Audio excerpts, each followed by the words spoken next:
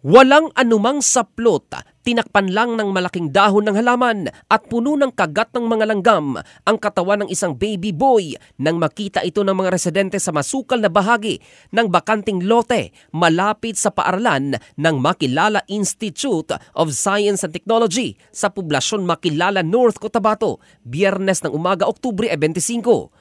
Una rito, nakarinig ng iyak ng bata ang mga estudyante, kaya't sinundan nila ang tinig at dinala sila sa gilid ng pader.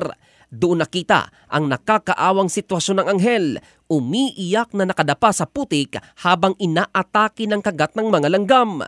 Isang Ana Rose Moreno Gaborno, nakatira malapit sa lugar, ang nagbuhat sa nanilimahid na bata, nanginginig at nangingitim mula sa mga kagat ng langgam bago nila dinala sa Rural Health Unit Makilala. Ayon kay Gaborno, posibleng Huwebes pa ng gabi itinapon ng walang pusong ina ang baby. Agad inasikaso ng mga kawani ng RHU ang bata, binihisan at ginamot ang mga kagat, lalo na sa bandang mata na namaga dahil sa kagat.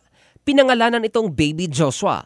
Iniimbestigahan na ng otoridad kung sino ang mga magulang ng bata na nakayanang iwan ang kanilang sariling anak. Hindi naman maiwasan ng mga residente, maging ng mga netizen na magalit sa ina na dinamay sa pagka-irresponsable ang walang kamuwang-muwang na anghel.